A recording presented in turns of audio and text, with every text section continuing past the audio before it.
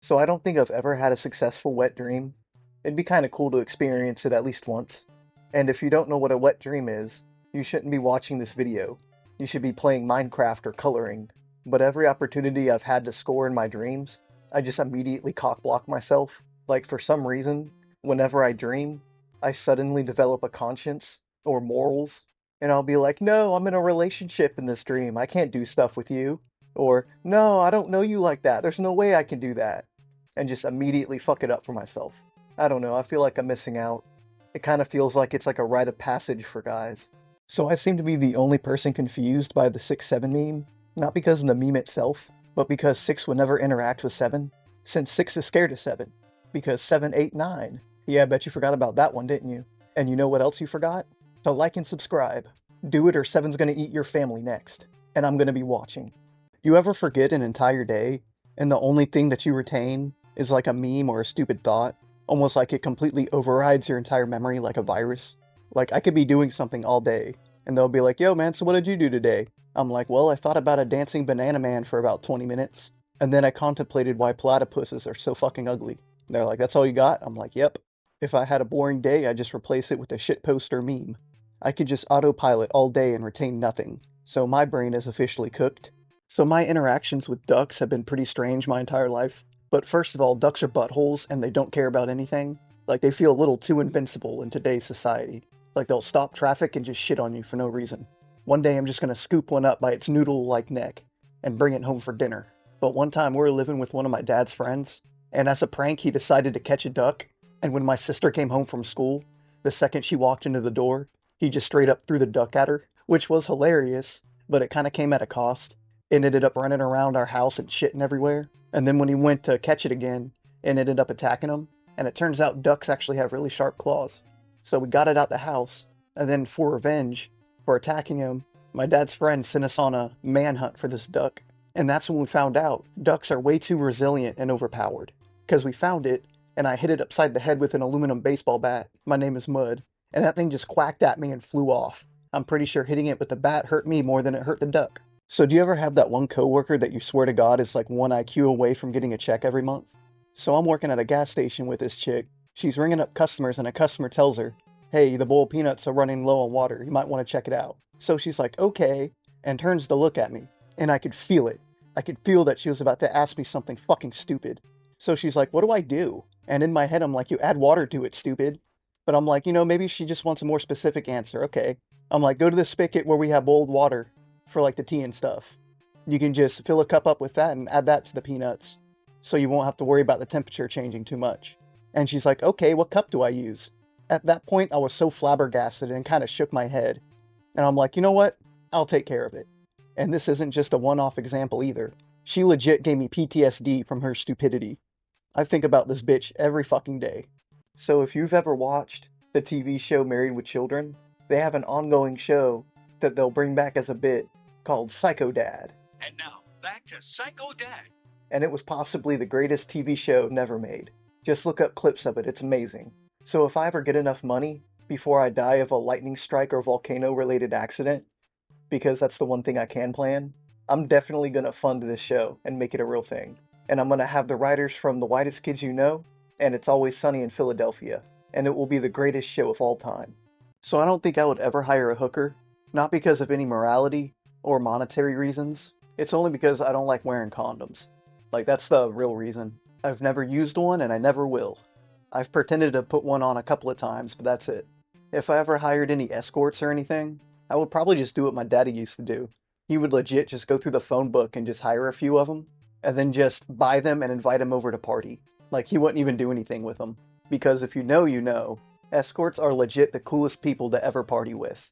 No lie, like if you ever have enough time and money, I highly suggest it. So I can't stop thinking about this now and it's really bothering me. But how do you spell gooch plural? Like, do you just keep it the same? Like, is it just a collection of gooch? Or is it like gooches? Goochies? Is it goochai? And now that's got me going in a downward spiral, trying to figure out other uses of the word. Like, can it be a verb? Can you gooch someone? And can you use it in past tense? Like, hey, remember when homeboy got gooched? Does it work like that? I don't know anything anymore. So after having a moment to sit down and kind of reflect on my life and the way the world is going, it really got me thinking. I'm like, damn, I should really start selling some feet pics, huh? Like, there has to be a niche for big hairy feet, right? I mean, why not? Feet has so many categories. There has to be a spot where mine could just kind of slip into, right? So for those who don't watch me, I'm very sarcastic with a dry sense of humor, and 99% of the stuff that I do is nonsensical garbage and hyperbole, mixed with some satire. So I'm waiting for someone to misinterpret one of my jokes, and just do a kamikaze crash out, and I'm gonna have to tell them, look dude, slow down. Let me know what I said that was so wrong apparently. Just let me know so I can do it again. Because I'm super petty and I'm also bored, which is a dangerous combination. So two of the biggest things that humanity would flip out about if they found out they were real is probably magic and aliens. We're used to thinking about them independently, right? But what happens if aliens visited our planet, right? And they also turned out to be wizards? Like, how do you think we would handle that? Because one of those things is a minefield enough to answer and respond to, right?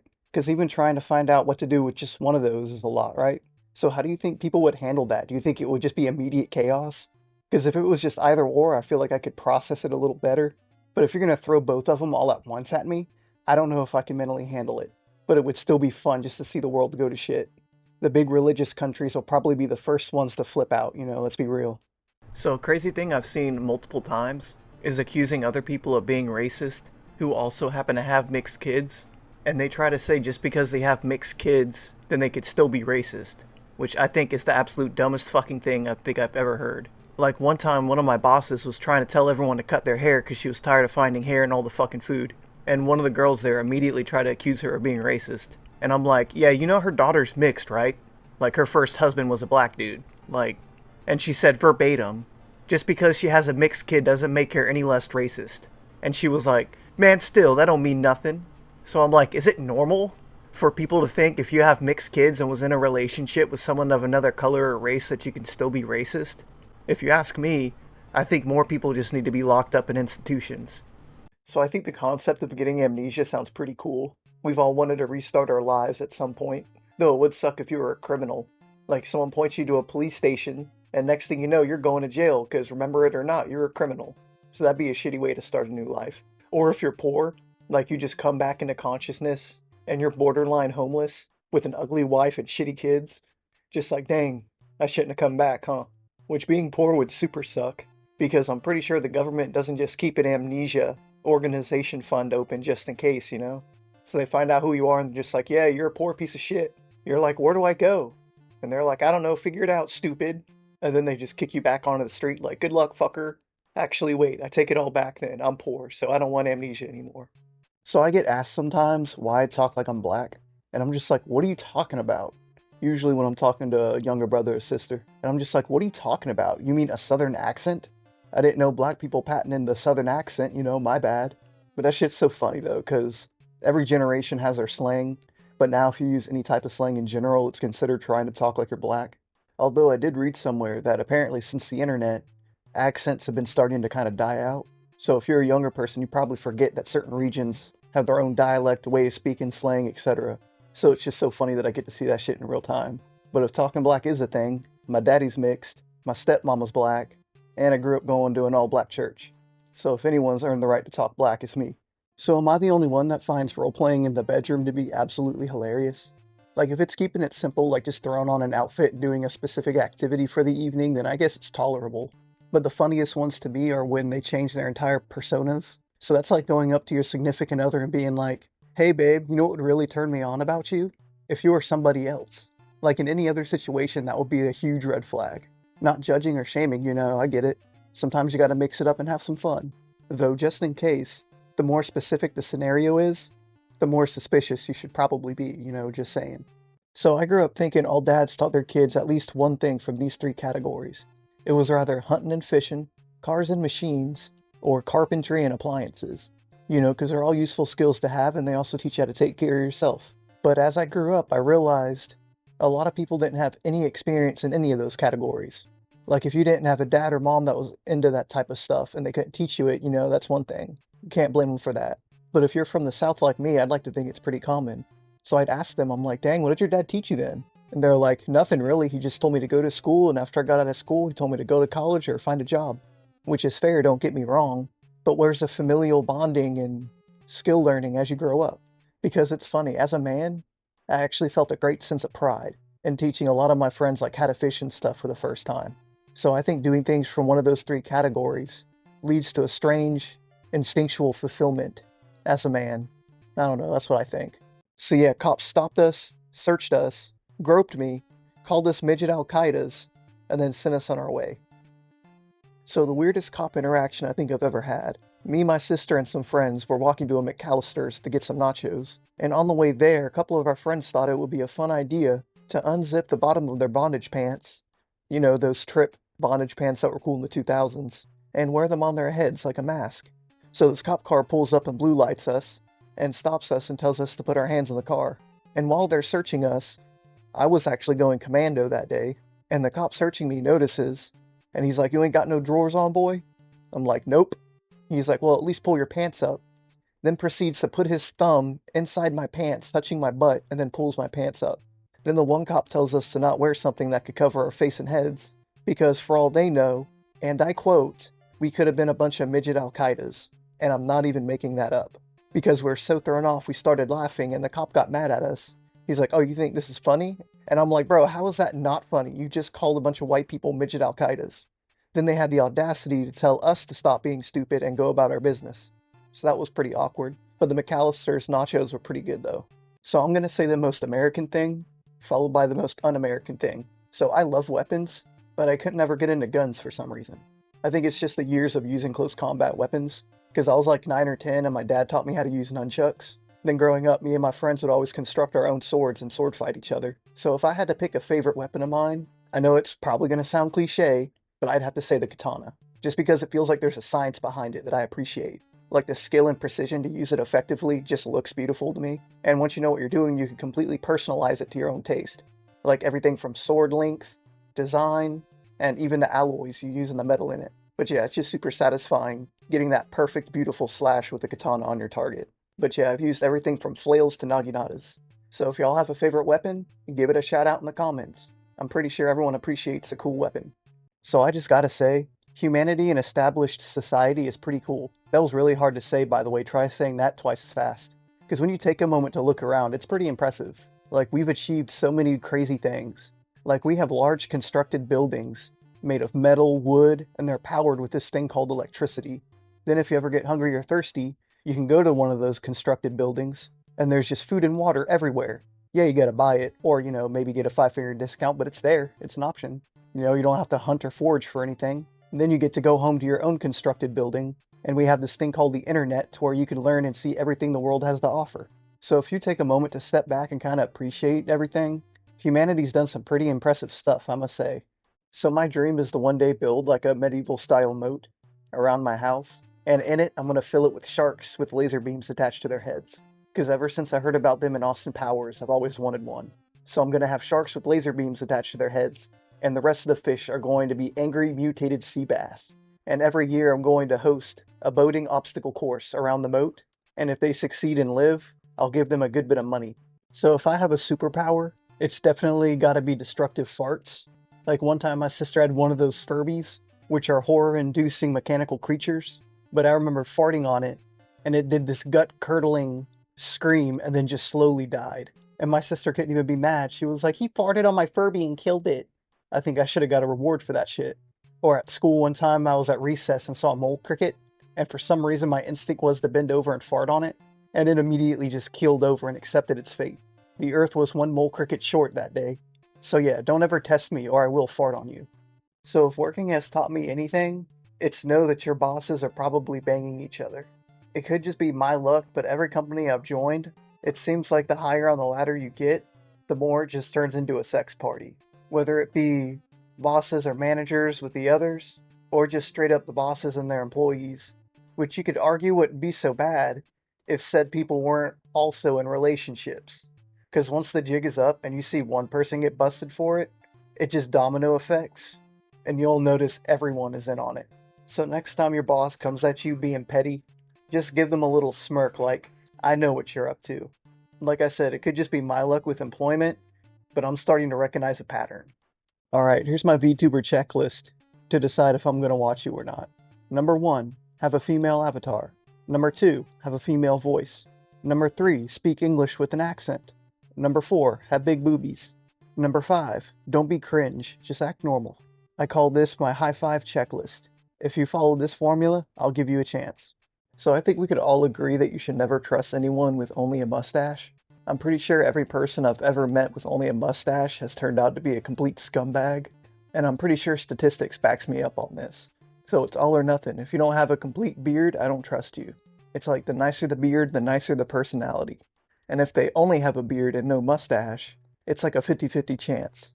They're rather confidently casual or confidently assholes. There's never an in-between. So just grow a full mustache and beard together, alright? And if you can't, that's a sign, don't try. Otherwise you might end up another statistic. I'm so glad I'm not a naturally stinky person, because some people could barely sweat and you could smell them a mile away. You'll say they stink and they're like, what, I'm wearing cologne? I'm like, oh yeah, what scent is it? Butt cheek scented? Like, I remember one time at work, I'm stalking something, and this one girl comes by and she's like, oh my god, you smell so good. She's like, do you have a certain cologne you like to use? But I told my coworker, and I'm like, bro, I haven't showered in like a week, so that's my cologne, is just natural musk. If I ever did merch, I would release my own cologne brand, and it would be Sexy Musk. So fortune cookies are completely nerfed and no fun now. Like they used to offer you a fun little sneak peek into your future, or a fun little philosophy to keep in mind throughout the day hoping for something better, or a bad omen, those are always fun. But now it's just rhetorical garbage and nonsense statements. Like it'll be like, love is the way to a joyous heart, or something like that. And you'll be like, oh really? I thought hate was. Well dang, I learned something today. Thank you, fortune cookie. By the way, am I the only one that reads fortune cookies with a Chinese accent? It just makes it more fun. I'm not racist, you're racist.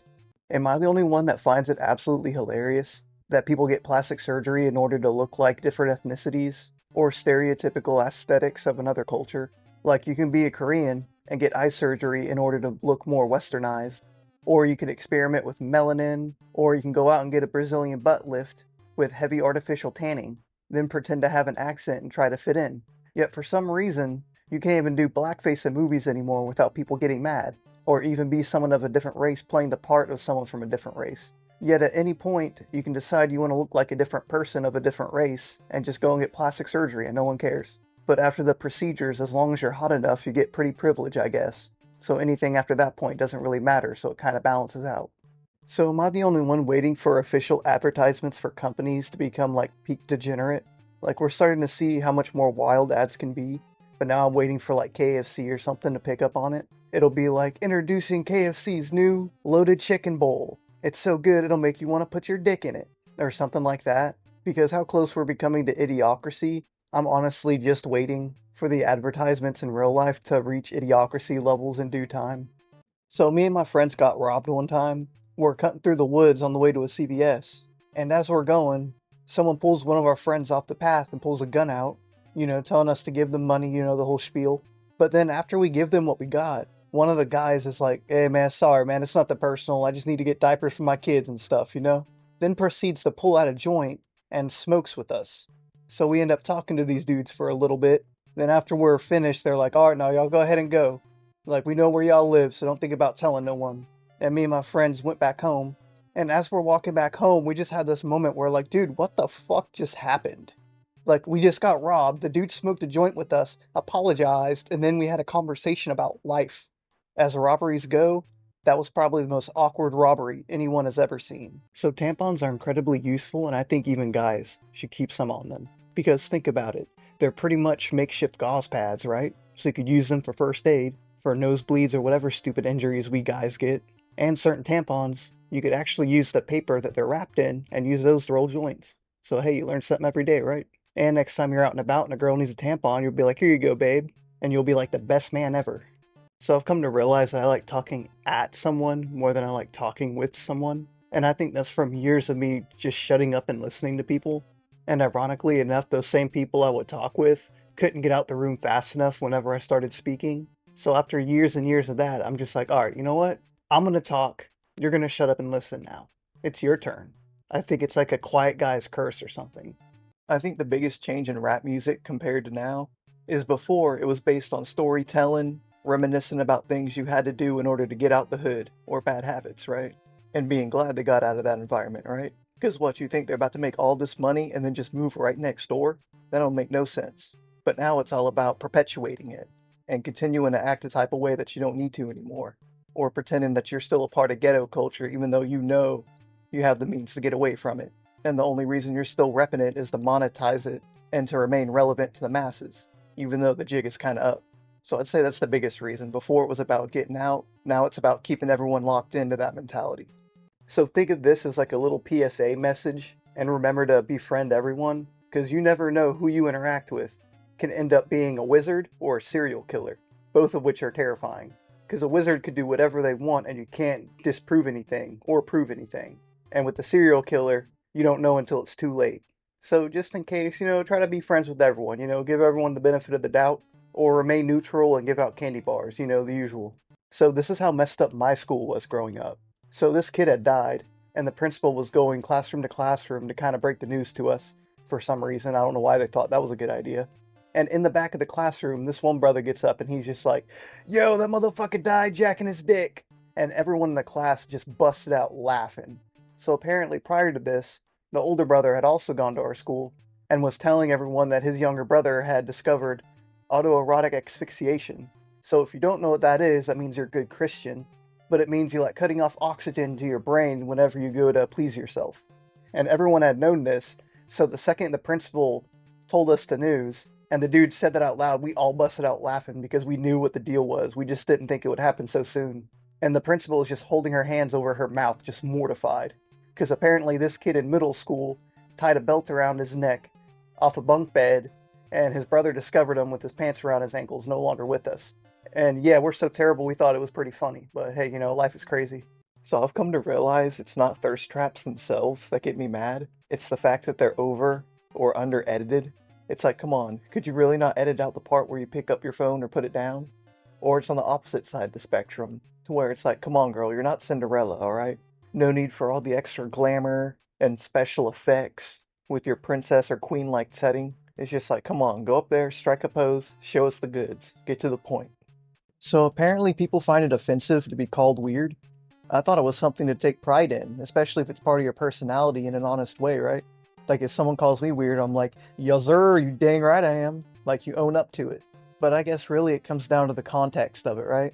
Like, 'cause there's the fun, quirky weird, and then there's the, wow, this dude's a parental death away from becoming a supervillain type of weird. So if someone calls you weird and you immediately take offense to it or get mad about it, then you should probably assume that you're on the wrong side of the fence, and you should probably do something about that. But people can be misinterpreted or just not communicate well. So always remember to kind of take a step back and learn a bit more about someone before jumping to conclusions. So me and my daddy had a pretty big Burmese python for a while. It was probably around 6 to 7 feet, and my dad wanted to save a couple of bucks buying rabbits and everything. Decided to lay out some traps and catch some possums or raccoons or something, and we managed to snag a pretty good-sized possum. So we're like, heck yeah, man, we get to see this python eat this possum. This is going to be metal. But instead what happened is when the second we put that possum in the cage, that snake looked at that possum and said, "Aw, hell nah," and immediately darted in the opposite direction. So after about a day of watching them, attempting to flee each other, my dad was like, "Yeah, I don't think this is going to work." So he decided to bash the possum in the head with a 2x4 for about 10 to 15 minutes until it finally dropped.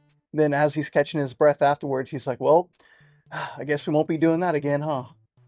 So one thing that's super cool about having an abnormally good sense of smell is being able to identify people's scent like a dog. Like I can tell who's in the house just based on their scent alone, and I won't even have to see them. Or I can tell if they were there recently. It's gonna sound gross, but I kind of think it has to do with sweat, because I've noticed every person has a slightly different smell to their sweat. So even if they're sweating a little bit, I can tell and I immediately know it's them. And a gross fact, but also interesting, is when someone forgets to flush, and then you go to lift open the toilet bowl and that initial stench hits you? Just based on that whiff of smell that you get when you open it, I can immediately tell who it was and who forgot to flush. Like, because I think urea is shared, right, through sweat and through urine and everything else. So since I could pinpoint someone based on their sweat, I could also pinpoint them based on who took a bathroom break. So that's kind of weird, but also interesting at the same time that I could just pinpoint something that specific. Alright, so I'm going to go ahead and apologize for anything I might say or do in the upcoming year, just to go ahead and get it out the way. Alright, so first thing, I'm sorry that when we collabed, your girlfriend liked me more than you and I ended up having sex with her. I apologize, and I promise to work on my boundaries. Secondly, for that time I tried to make a joke about your race or a stereotype of your ethnicity in hopes to get laughs off the internet. I apologize. That was really rude. I apologize for all the shitty shows Netflix has been releasing. I feel like someone needs to apologize for that shit. I'm sorry about that time I made a whole bunch of stuff up and lied for no reason, but it was worth it, and I'll do it again. I'm sorry to my girlfriend for developing ED so early on. No one should ever have to go through that, and I apologize. Alright, I think that about wraps it up for now. If there's anyone I forgot to apologize to, well, too bad. So we all have that one friend that just has terrible luck getting hurt no matter what he does. Like his brother tried to give him a heart attack by using a bullet shot out of a gun. I watched him cut into his leg with a chainsaw while we're working on a patio. But probably my favorite and funniest one was when we were getting lunch in the cafeteria at school. And he cuts this one kid, and this kid's like, dude, I will stab you if you don't get out of my way. And of course, my friend, he doesn't care. He's just like, alright, do something then. So the guy he got in front of proceeds to whip out a spork and then shanked him in the kidney with a spork. Now, he probably would have been a lot more mad and hurt if we both weren't laughing at the same time.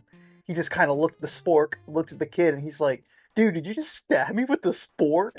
And the kid's just like, yeah, what are you going to do about it? And we just started laughing.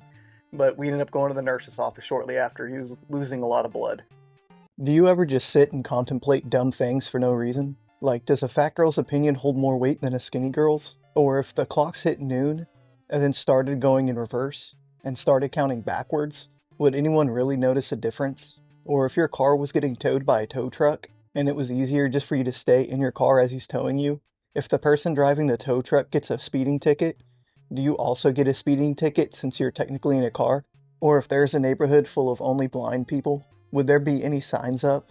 Or like a neighborhood watch or anything? Well, either way, you're stuck thinking about all the things I just said. And I'm an idiot. That's the video. I like how everything you interact with in the world nowadays tries to form some type of weird emotional connection with you in order to manipulate you and to continue using it. Like, now you can't even open an app without it being like, hey, we missed you, or hey, welcome back, and all this stuff. It's like, dude, come on. I already have a gold digger wife I have to deal with outside of this. Like, come on, why are you continuing to do this to me? At least my gold digger wife is honest. And now I have to deal with emotional dishonesty from everything I interact with online. Because you gotta worry about people enough. Now you have to worry about machines and technology doing it to you. Like, come on, man, where does it end? So I think the real reason why aliens tend to target farms in the middle of nowhere is because statistically most of those farmhouses are also the ones making a bunch of drugs for the community, like meth and everything else, right? So I think the aliens come in and scoop up the drugs from the drug farms and then bring them back to their alien planet. And they use Earth as like their own personal drug harvesters. And I think that's why aliens use crop circles too, right? It's to tell everyone else in their alien race that this place has already been hit up for their drugs, right? And I think aliens are the ones that introduced a lot of the hard drugs to us, so the government can perfect the recipe in order to gain something from the aliens that we end up making it for. So my autistic brain cannot comprehend general, vague questions to save my life. Like, it'll just frustrate me even though I know it shouldn't. Like, if someone asks you, what do you enjoy doing? My immediate response is, can you be a bit more specific maybe? And then they'll usually get mad at me for asking that, and I'm just like, dude, just ask me a follow-up, like, do you enjoy any outdoor activities? You know, do you like TV shows or movies more? Like, give me some type of waters to navigate on, you know? Because when someone asks me a really general or vague question, I just know that they're not exactly listening. They're just kind of listening out for trigger words to decide if they like me or not. That's really it. So if they want to set me up for failure, I'll set them up for failure and ask them to specify their question a bit more. I don't know if it's just my accent, but certain words are just so much fun to say. Like any word that has an S with another letter followed by another S is just so much fun to pronounce for some reason. Like you've got wasps, masks, crisps, or any of the isms. I challenge you to pronounce any of those words without laughing now. See, like, say it with me. Wasps. Wasps. I think every year for every state we should start hosting a homeless person Olympics, where it'll be a triathlon of like begging, dumpster diving, and fighting. And then we'll see which state has the best and strongest homeless people, and then we'll all pit them against each other in like a Roman Colosseum style, and we'll have it aired everywhere over the country.